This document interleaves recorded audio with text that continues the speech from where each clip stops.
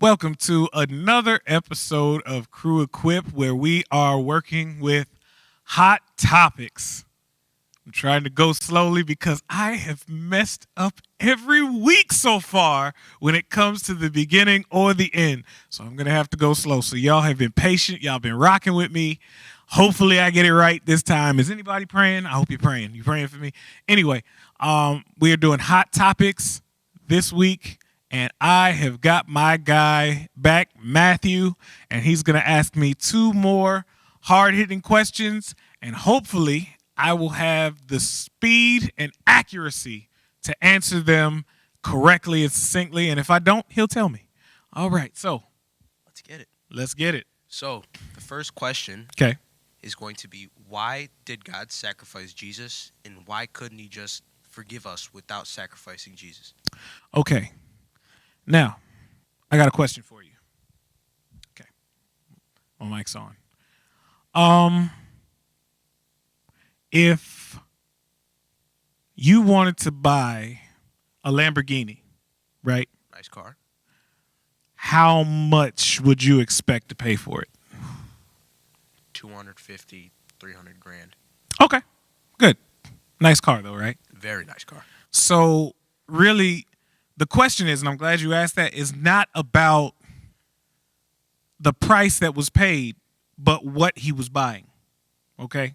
So, I mean, it is a good question, but this is how much he says that he values humanity, how much he values the world, and what it's worth to him. So, he had to give something that was worthy of those who were supposed to bear his image. What more could he have given? So if you ever ask a question of, does God love me?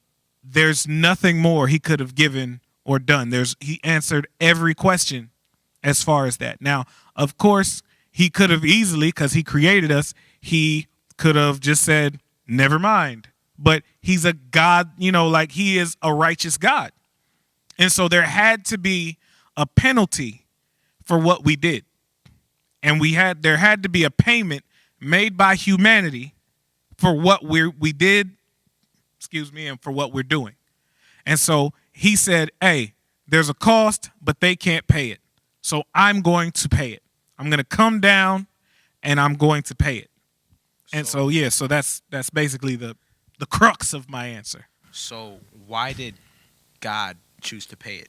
Why couldn't he have found a way for us to pay it? Because he's a God. He knows everything. Okay. So why couldn't he find a way, make a way for humanity to pay? Do you like having free choice? Yes. So does most of humanity. And he definitely waited. And it says that when he saw nobody else could pull it off, that nobody, whether past, present, or future, could pull it off, he did it himself. So that you could have free choice still. You could continue to make mistakes. You could continue to screw up, and yet you would have coverage for it. It's like, hey, you it's covered. It's paid for in blood. So there's no going back. So yeah, you could, you know what I'm saying? Like God could have been like, okay, I had that one guy pay, and he paid for himself. But now the hookup that we have is Christ paid, and he will always pay. And so we don't have to worry about that. Like we don't have to earn our salvation, each individual. So that would be my answer for that. Any other? That was very detailed. Okay. Now I understand. All right. Okay, cool. Okay. Well, throw that second one at me. So now, the second question. Why is LGBTQ wrong? Oh, I would not have to deal with that one. Okay, so here we go. All right. Why is LBGTQ2S, another A or so? They got a lot of letters in there. There's a lot of letters. They do. But they cut it short at the 5. It used to be just it used to be 3. You know what I'm saying? But they cut it short at the 5. And so why is that wrong? Okay. There's a few reasons that I believe, from a natural standpoint as well as a spiritual. So which one you want? Spiritual. Okay. Spiritual. When God made man, what did he tell us to do? In the beginning. Minister. Okay. You do know. Watch. Be fruitful and multiply. Yes, you got it. I knew you would. All right, so be fruitful and multiply. Take over the earth, right? So that's what he wanted from us. When it's two guys together, and I was talking to your brother last week, and we were discussing about premarital sex and what's wrong with it. Like, sex in itself is not just for the sake of joy or fulfilling your own desires. It's for the sake of connecting with the person that you were called to be with. Okay, God has created woman for man, and so it's His desire that men and women would, connect, have kids, make families, things of that nature. Now, beyond the whole idea of it being a misuse of resources, I would have to say that on a spiritual tip, the idea of man and wife being together is a pattern that's in heaven. So it's like God the Father and the church, or God the Father and Jerusalem.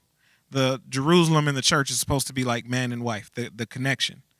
And so when he created us a certain prototype, a certain way. And so the expectation is that we would procreate and that we would love each other through heterosexual relationships. Plus, if we look at men and women, just the way our chemistry, our minds, our minds specifically, are different. You can look at a brain of just a brain, and you can tell whether it's male or female just by the way that it's formed. That being said, for the child's sake, I would say that a heterosexual relationship, man, woman, child, is statistically, as long as it's not a dysfunctional relationship, because you can have terrible parents and it's like, well, at least they're heterosexual. No, I'm not saying that. But it's the best relationship for a child to grow into. You know what I'm saying?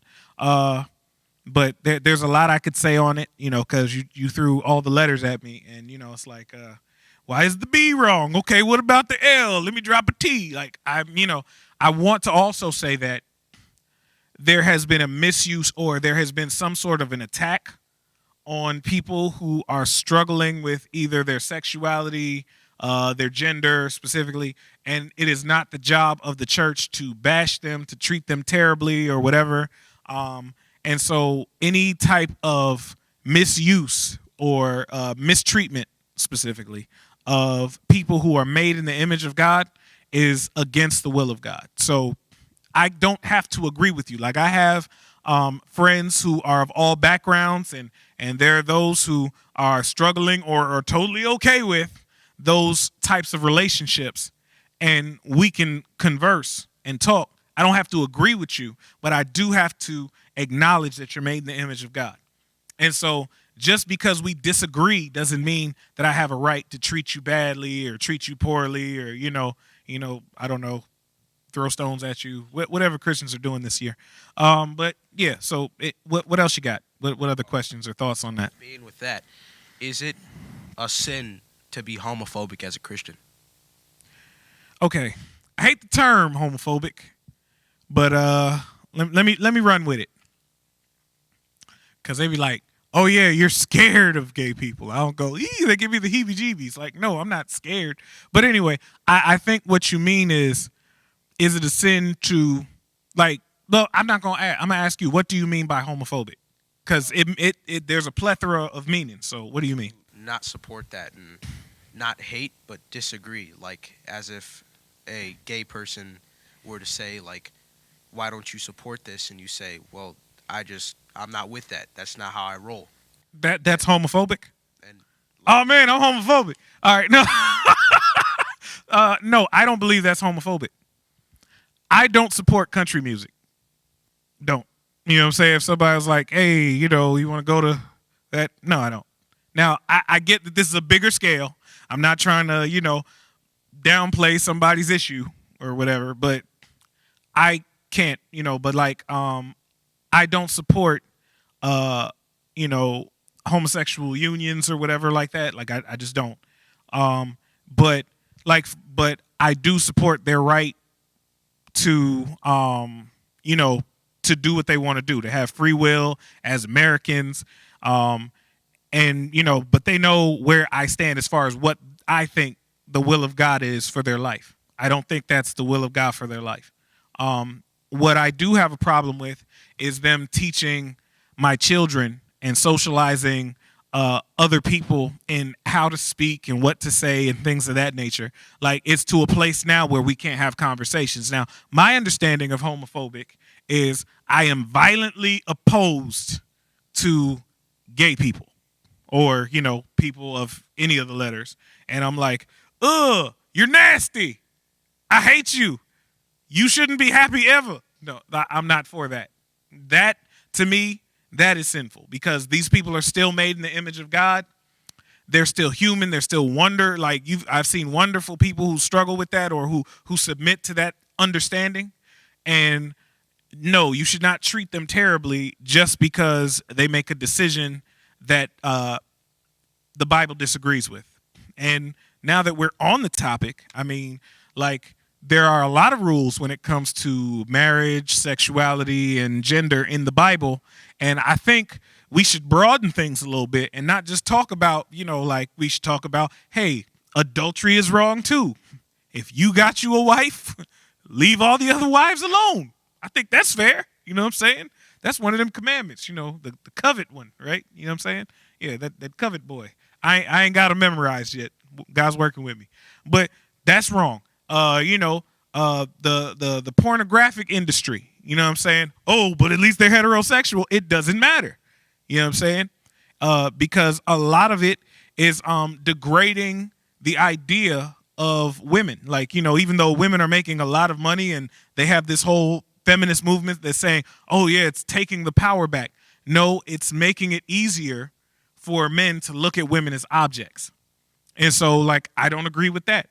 And so it's deeper than just, we've made it that because I see a lot of times they want us to fight against each other. They want us to be like, oh yeah, the church hates homosexuals, when it's like, yo, have you seen how other people feel about it?